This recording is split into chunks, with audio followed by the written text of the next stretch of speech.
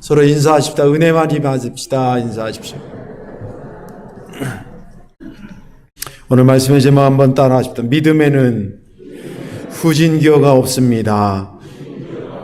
아멘. 믿음 되길 바랍니다.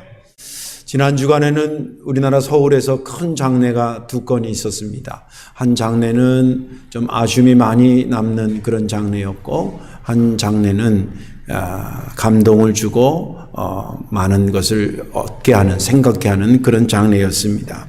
그 감동을 준 장례는 고 백선엽 장군의 장례였습니다.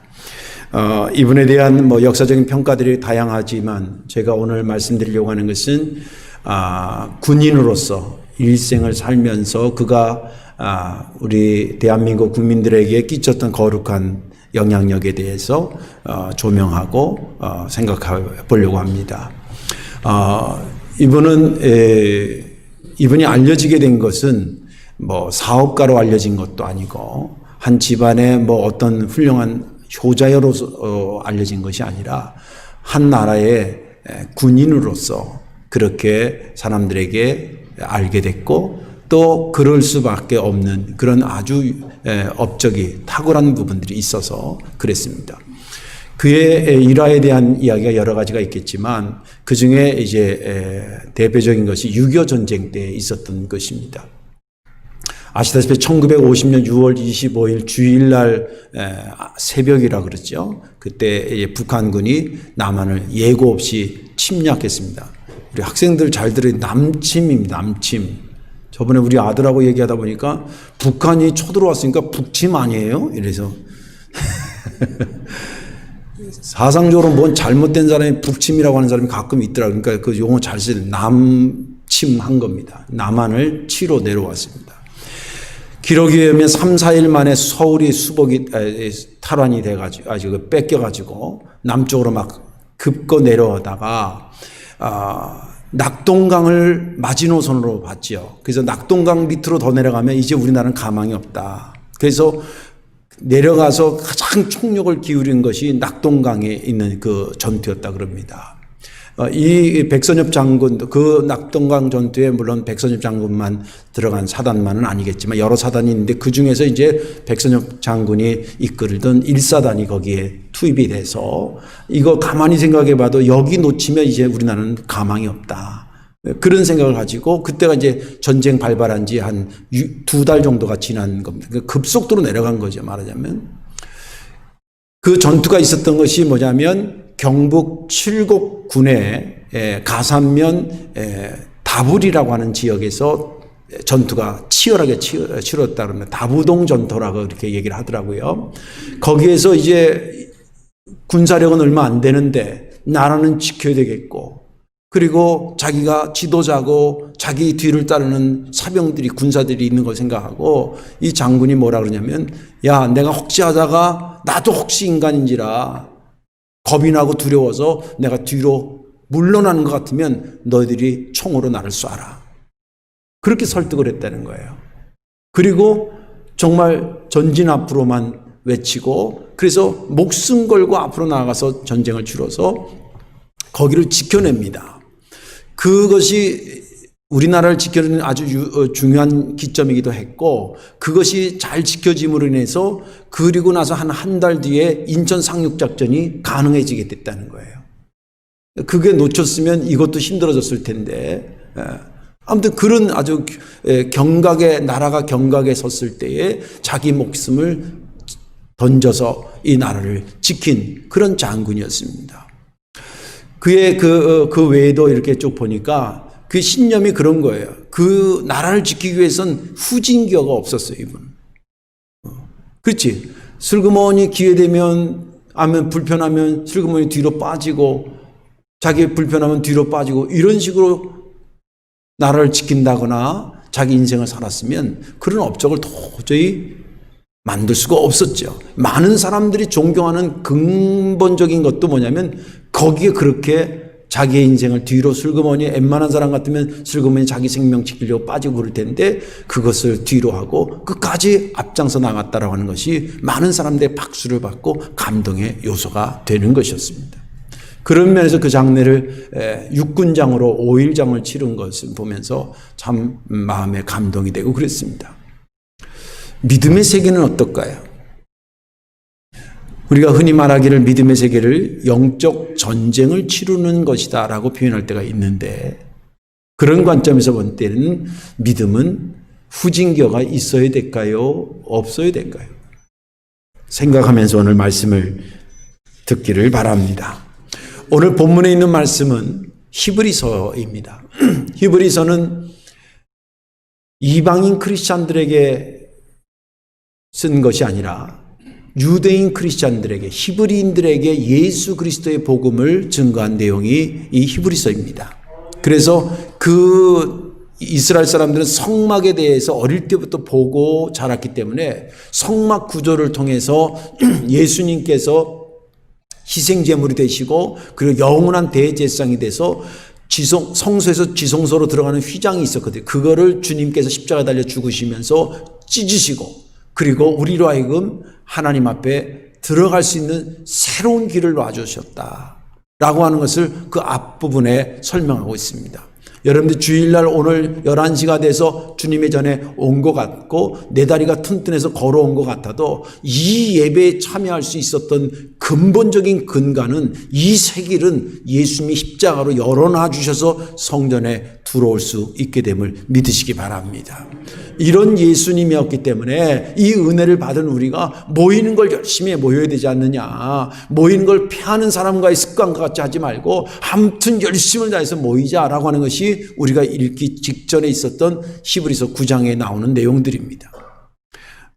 그리고 나서 10장 그 앞부분에 있는 말씀입니다. 그리고 나서 오늘 본문이 이어지기를 뭐라 그러냐면, 우리가 예수 그리스도를 믿고 큰 빛을 받았다, 구원받았다는 의미도 있고 믿음을 선물로 받았다는 의미도 있습니다. 그리고 나서 우리들에게 정말 견디기 힘든 큰 환난과 어려움이 왔지만 그 받은 믿음으로 우리가 이것을 견뎌낸 것을 잊지 말고 생각해 주십시오. 우리가 이것뿐만이 아니라 예수를 그리스도로 믿는 것 때문에, 그 이유 하나만으로, 죄 아닌 죄 때문에 많은 사람들에게서 비아냥거리고 손가락질 당하고, 요새도 좀 그런 분위기가 좀 있잖아요. 교회가 무슨 전염병의 온상처럼 말이죠. 교회 가는 사람들 뒤통수에 대고 손가락질을. 저는 언제 볼 겁니다. 그 손가락. 그만 얘기해야지. 아무튼 그런 분위기 속에 우리가 교회 오고 뒤통수가 따갑게 교회 올 때가 왕왕 있지 않았습니까? 있잖아요, 요새. 근데 초대교회는 더더군다나 그랬다는 거예요. 그리고 나서 또 자기만 그런 게 아니라 그렇게 당하면서 힘들어하는 사람한테 가서 같이 친구가 되어주고 말이죠. 그러다가 그 사람이 붙잡혀 감옥에 갇히면 그 감옥에 갇힌 자를 왜 잊어버리지 않고 꼭 섬겨주고 말이죠.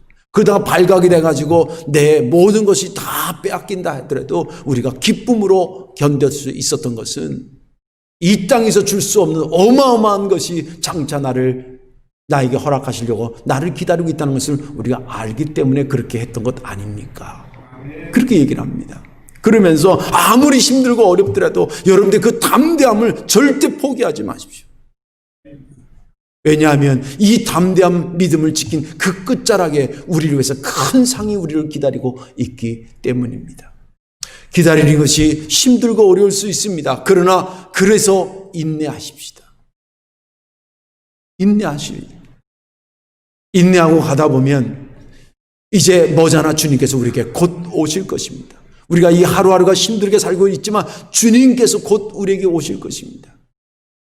그분은 우리들에게 내가 생각하는, 내가 만들어낸 의인은 믿음으로 사는 자야 라고 말씀하셨고, 내가 원하는 믿음으로 사는 의인은 어떤 일이 벌어졌다고 뒤돌아가는 사람이 아니라 어떤 일이 벌어졌어도 앞으로 계속 전진해 나가는 자를 나는 원하고 있어 라고 말씀하신 그 주님이 곧 오실 것입니다. 그러니 우리는 어떤 상황에서 뒤로 물러가는 자가 아니라 우리의 영혼의 구원을 향해서 앞으로 나아가는 자가 되어야 되지 않겠습니까? 라고 하는 것이 오늘 본문의 말씀입니다. 저는 지난 주간에 이 본문을 읽으면서 정말 절절했어요. 딱은 아니지만 요즘 우리가 정말 읽어야 될 상황과 비슷한 말씀이었기에 정말 절절하게 읽었습니다. 특별히 38절이 저에게 은혜가 됐는데, 나의 의는, 주님이 하시는 말씀이에요. 내가 생각하는 구원해낸 자는, 그런 거예요. 내가 만든 구원받은 자는 믿음으로 말미암아 살리라. 또한 뒤로 물러가면 내 마음이 그를 기뻐하지 아니하리라. 특별히 38절 중에서도 뒤로 물러가는 것은 주님이 원하지 않는다는 거예요. 그 말씀이 크게 은혜가 됐습니다. 오늘 저와 여러분들 말씀에 은혜 받으시고 혹시 우리 믿음 생활에 후진기어를 장착하고 계신 분은 성령의 이름으로 뽑아내는 역사가 있기를 바라고, 내 믿음에는 후진기어가 없다는 결단으로 앞으로 나아가는 전진하는 신앙 되시기를 주님의 이름으로 축원합니다. 왜 믿음에는 후진기어가 없는 것일까? 믿음은 앞으로 나아가라고 주신 하나님의 선물이기 때문에 그렇습니다. 믿음은 앞으로 나아가라고 주신 거지 뒤로 돌아가라고 준 것이 아니라는 거예요. 오늘 32절에 보면 전날에 너희가 빛을 받은 후에 고난의 큰 싸움을 견뎌낸 것을 생각하라, 이렇게 기록되어 있습니다. 이 말씀을 묵상해 보면 우리가 두 가지 것에 집중할 수 있는데, 하나는 뭐냐면 너희가 빛을 받았다 라고 하는 것과, 그리고 큰 싸움에서 견뎌냈다라고 하는 두 문장에 우리가 집중할 수가 있습니다. 우리가 빛을 받았다라고 하는 것은 뭐냐? 그 빛이 무엇이겠습니까? 예수 그리스도가 스스로가 당신이 빛이라고 했으니까 예수 그리스도를 받은 거예요. 예수 그리스도를 받는 순간에 내 속에는 뭐가 생긴 거예요? 예수님에 대해서 믿음이 생긴 거예요. 그 종합해 보면 나를 위해서 오신 예수 그리스도를 내가 믿게 됐다라고 하는 것이에요. 근데 그 표현을 만약에 내가 얻었다라고 말하지 않고 받았다 그런 얘기를 해요. 그러니까 예수 그리스도가 내 속에 믿음으로 되어진 것은 내가 얻어낸 게 아니라는 거예요. 누군가에 의해서 주신 것을 내가 받았다는 겁니다. 누가 주신 것? 성령 하나님께서 우리에게 주신 것입니다. 그래서 믿음은 하나님이 주신 선물이라 그런 거예요. 그런데 여러분 생각해 보세요. 그 예수 그리스도를 받은 것도 그렇고, 그분이 나를 위해서 돌아가신 것을 믿게 된 그 믿음을 받은 것도 그렇고, 이게 슈퍼마켓 가가지고 몇만 원 주면 살 수 있는 것들이 아니에요. 아무나 널려 있는 데 가서 그냥 사오면 되는 게 아니에요. 내가 뭐 책을 몇 권 읽으면 책에서 얻어지는 것이 아닙니다. 이거야말로 어마어마한 것을 거저 우리에게 은혜로 주신 선물입니다. 거저 주셨다는 것은 우리가 살 수 없기 때문에 우리에게 꼭 필요한데 도저히 그것을 우리가 살 수 없기 때문에 그냥 주신 겁니다. 싸구려에서 그냥 주신 것이 아니라. 그러면 한번 생각해 보십시다. 도저히 살 수 없어서 그냥 줄 수밖에 없는 그 예수 그리스도와 그분을 믿는 믿음을 내게 주셨을 때 성령님이 뜻이 있어 줬겠어요? 그냥 얘다 한번 먹어봐라 그런 식으로 줬겠어요? 그 귀한 것을 분명히 뜻과 목적이 있어 주셨을 거예요. 그렇죠? 그렇다면 그 뜻과 목적이 뭐냐는 거예요. 그게 오늘 두 번째로 집중했던 큰 환난을 견뎌냈다라고 하는 것을 보면 거기서 해답을 얻을 수 있다는 거예요. 종합해 보면 주님께서 빛을 우리에게 주시고 성령께서 우리에게 빛을 주셔서 다시 믿음을 주시고 예수 그리스도를 우리에게 주신 이유는 그 이후에 펼쳐질 많은 어려운 것들이 있는데 그것을 뚫고 나가라고 주셨다는 거예요. 뒤집어서 얘기하면 여러 가지 어려운 삶의 문제가 있는데 예수가 없으면 뚫고 나갈 수 없는데 그 예수를 믿는 믿음을 우리에게 주셨기 때문에 그것을 뚫고 나갈 수 있는 힘이 있었다는 겁니다. 그것을 견뎌냈다라고 하는 것은 여러분 앞으로 가는 겁니까? 뒤돌아간 거는 겁니까? 앞으로 가는 것을 의미합니다. 그것을 그렇게 해석하는 것은 그 이후에도 계속 믿음을 받았으니 이 믿음은 앞으로 나가라고 하기 위해서 준 거다. 그러니 그것을 가지고 앞으로 나가야 된다는 얘기를 계속 33절과 34절 계속 이야기하고 있습니다. 다음 장에까지도 얘기합니다. 33절과 34절을 보면 혹 비방과 환난으로서 사람에게 구경거리가 되고 혹 이런 형편에 있는 자들과 사귀는 친구가 돼. 또 34절에 너희가 갇힌 자를 동정하고 너희 소유를 빼앗기는 것을 슬퍼하지 않고 기쁘게 여겼다네. 여기 보면 한 4가지 것이 고난의 큰 싸움이 파도처럼 믿음을 갖고 있는 자들에게 다가왔습니다. 아까도 말한 것처럼 비방하고 환난을 주고 구경거리가 돼서 손가락질돼요. 그런데 그런 경험들은 많이 없겠지만 만약에 여러분들 뒤통수 대고 누군가 계속 그것도 여러 명이 손가락질 한다고 생각해 보세요. 얼마나 괴롭겠어요.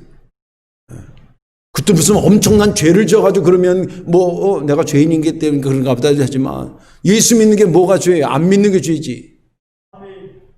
교회 오는 게 뭐가 죄예요? 교회 안 오는 게 죄지. 깊이 생각해 보세요. 이웃을 사랑하라고 가르치는 받는 것이 죄입니까? 그것을 무시하는 것이 죄입니까? 그러나 그것을 이해하지 못한 자들이 그렇게 한다는 거예요. 당하는 입장에서는 이게 보통 괴로운 게 아니에요. 또 그렇게 된 자들에 가서 그들을 곁에 가서 그들의 친구가 되어주는 거 이거 즐거운 일이 아닙니다. 힘든 일이에요. 그래서 그 사람이 감옥에 갇혔어요. 감옥에 갇힌 자를 또 찾아가서 돕고 하는 거 어려운 일입니다. 그러다가 발각이 돼서 자기 것을 막 다 털렸어요. 이거 즐거운 일이 아닙니다. 힘든 일입니다. 괴로운 일입니다. 그러나 성경은 말하기를 그럴 것이 너희들에게 펼쳐질 테니 그래서 내가 뭘 줬다고요? 빛을 너에게 준 거라는 거예요. 이기라고 준 겁니다. 또 그렇게 말씀이 이어지다가 11장으로 넘어가요. 11장이 넘어가면 사람들의 이야기가 쫙 이름이 나와요. 그 사람들이 다 누구냐면 주님으로부터 받은 믿음을 가지고 삶을 뒤돌아가지 않고 앞으로 계속 그 선물해 주신 목적을 따라 앞으로 걸어갔던 사람들의 이름이 쫙 나와요. 4절부터 나오는 사람이 아벨입니다. 그는 믿음으로 하나님 앞에 산제사를 드린 사람이라고 얘기하고 있어요.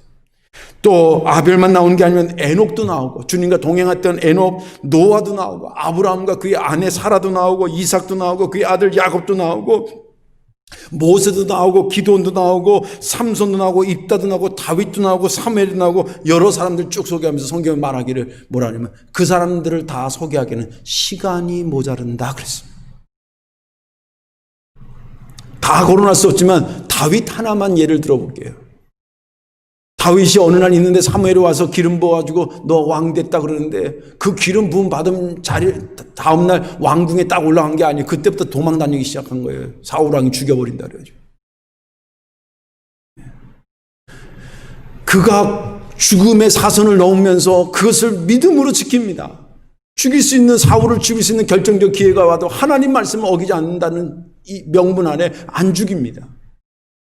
그가 그것을 계속 견뎌내고 있다고 하는 것의 흔적이 뭐냐면 그가 지은 시편입니다. 한번 죽을 고비를 넘기고 나면 시편 하나를 씁니다. 울부짖으며 그 시를 씁니다. 또 어떤 고비를 지나고 나면 또 시편 하나를 씁니다. 어떤 사람은 고난을 하고 힘들고 그러면 그 끝나자마자 뭐 하냐면 칼날부터 가잖아요. 너 언제 두고 보자. 너 죽여버리겠다고 칼날 가는데 다윗은 그러지 않았습니다. 고난받고 나면 시편 하나를 씁니다. 여호와는 나의 목자시니 내가 부족함이 없으리로다. 내가 사망의 음침한 골짜기로 다닐지라도 해바람을 두려워하지 않으리. 주께서 나와 함께 하십니다. 그건 사망의 음침한 골짜기 문학적 표현이 아니라고 제가 여러 번 말씀드렸죠. 실제 그가 사선을 걷는 거예요. 진짜 죽을 고비를 넘기는 거예요. 그걸 겪고 나서 나 죽일 놈은 없네. 언젠가 내가 확 죽여버리니까 나 칼날을 가는 게 아니라 시를 쓰는 겁니다. 하나님 앞에 울부짖으면서 그 시가 그런 안타까운 마음 가지고 믿음으로 견디려고 했던 그 시편 23편이 웬만한 교회, 웬만한 믿는 사람들 가정에 보면 다 걸려있어요. 다 걸려있어요. 왜? 다윗의 믿음으로 이기려고 하는 삶의 내용을 알기 때문에 그 시편 23편이 그렇게 귀한 거예요.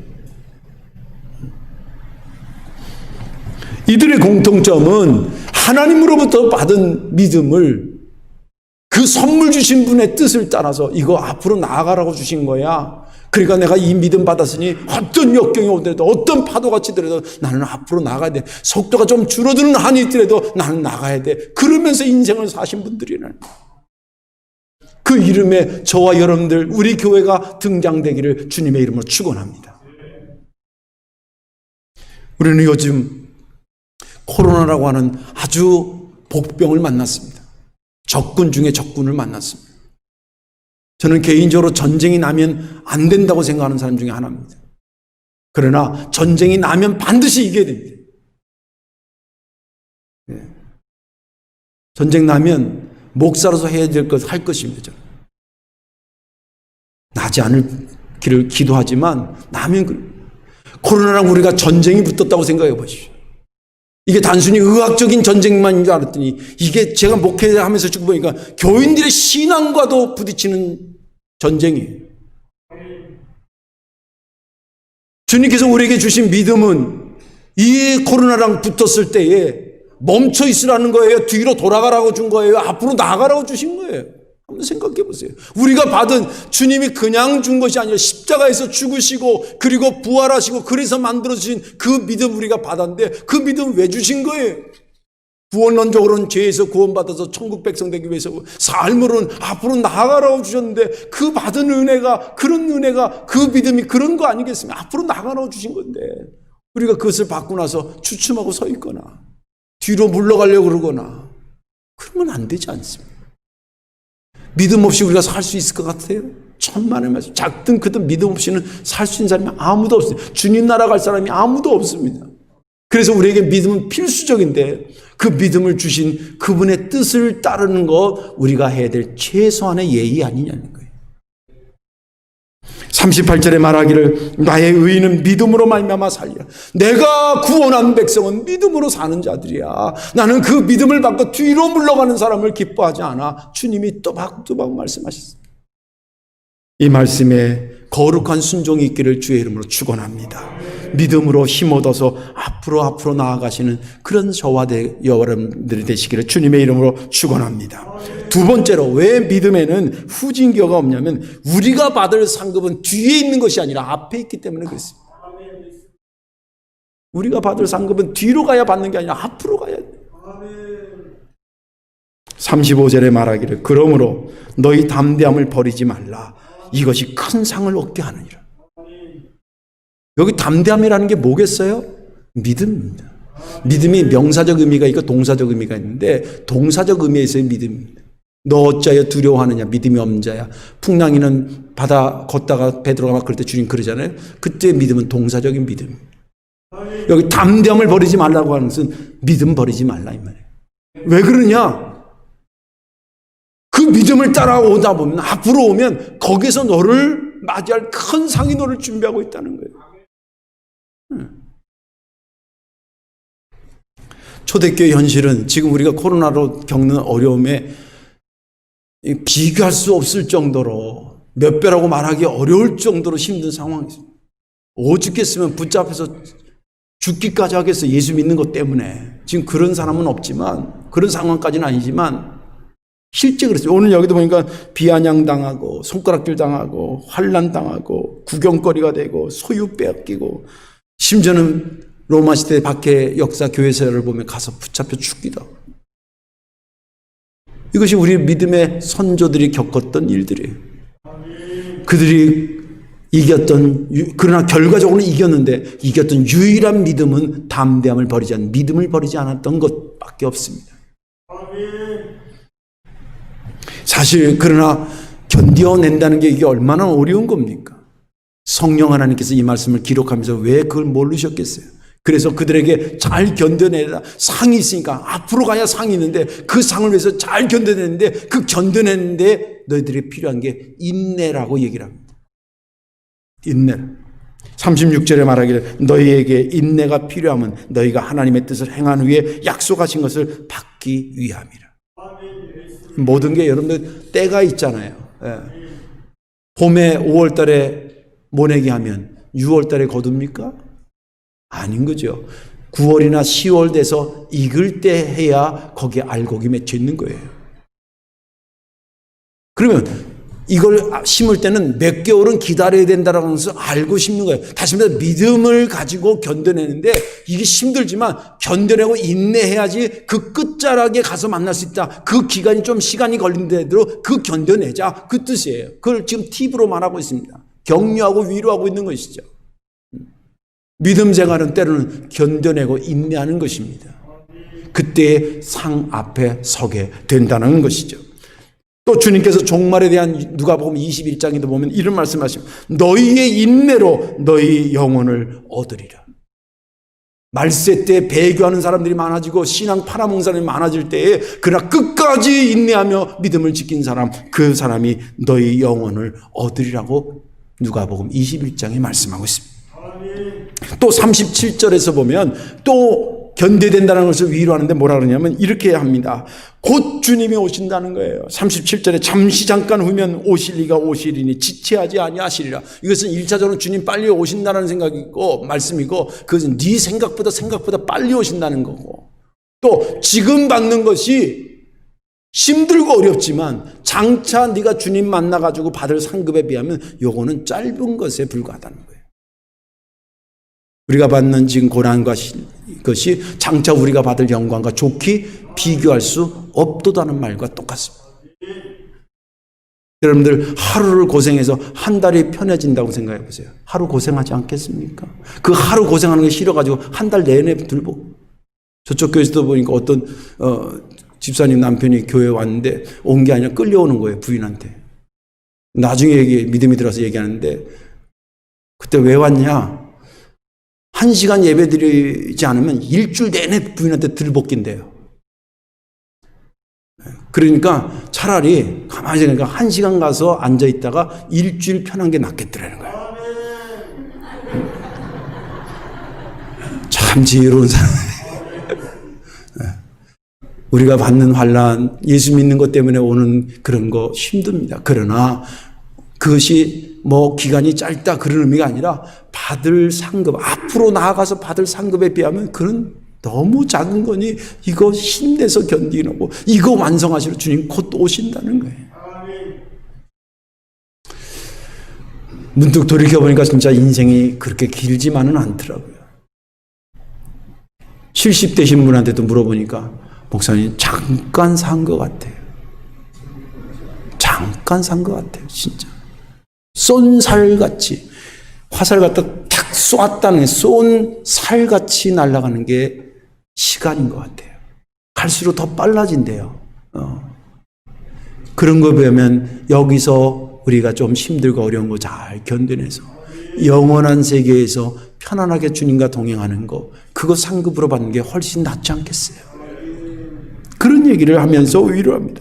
종합해 보면 우리가 받을 상급이 지금 여기서 인내하고 주님 만날 그 열정을 가지고 희망을 가지고 열심히 나가고 견뎌서 나가면 거기에서 우리에게 큰 상급이 나를 기다리고 있으니 지금 잘 나가야 된다라고 하는 것, 그것을 위해서 믿음을 주셨다는 거예요. 앞에 상급 받기 위해서 뒤돌아가지 말고 그 앞으로 가라고 믿음을 허락하셨다고 성경은 정확히 우리에게 말해주고 있습니다. 이제 우리 신앙의 여정에 어려움이 오고 힘든 것이 오고 상황적으로 그런다 할지라도 두려워하지 마시고 절대 뒤로 돌아가지 마시고 앞으로만 나아가시는 저와 여러분들 되시기를 주님의 이름으로 축원합니다. 이제 말씀을 정리합니다.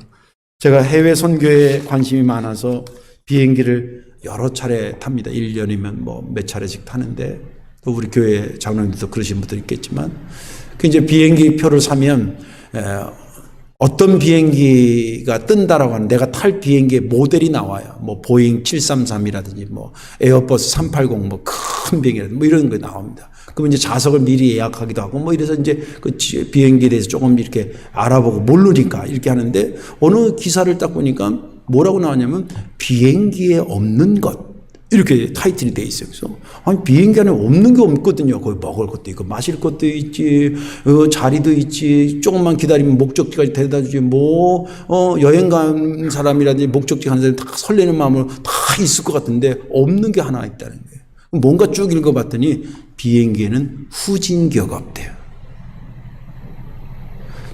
그래서 왜 비행기 게이트에서 이렇게 타면 어떤 납작한 차 같은 게 이렇게 비행기 밀어주잖아요. 난 맨 처음에 엔진을 시동해서 바로 뒤로 빼기가 힘드니까 차가 밀어주는 줄 알았어요. 근데 알고 보니까 후진기어가 없대.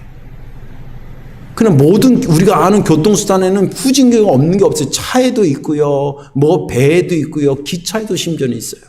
근데 비행기는 없어요. 그거 보면서 내가 딱 생각난 게 있어요.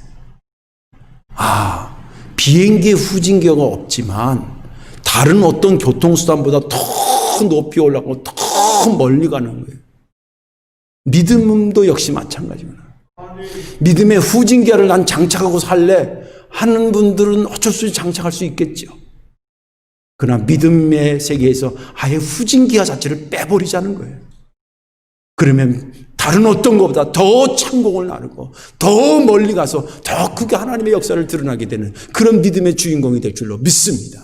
저희가 되고 우리 교회가 그렇게 되기를, 여러분들이 그렇게 되기를 주님의 이름으로 축원합니다. 기도하겠습니다. 사랑과 은혜가 많으신 아버지 하나님,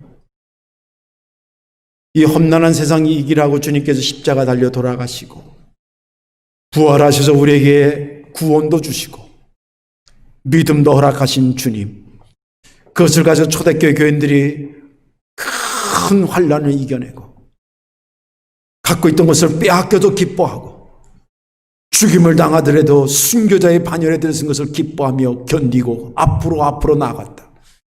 하나님이 영광 드러내고 복된 인생 됐던 것을 말씀을 통해 보여주시니 너무 감사합니다. 무엇보다도 우리 주님이 우리에게 원하는 것은 뒤로 물러서는 자가 아니라 앞으로 나아가는 자임을 말씀을 통해 배웠사오니 이 어려운 때에 우리의 믿음이 멈춰서 있거나 뒤로 물러나지 않게 하시고 성령님께서 인도하시는 것을 따라 앞으로 나아가는 전진의 믿음이 되게 하여 주옵소서. 감사드리며 예수님 이름으로 축복 기도하옵나이다. 아멘.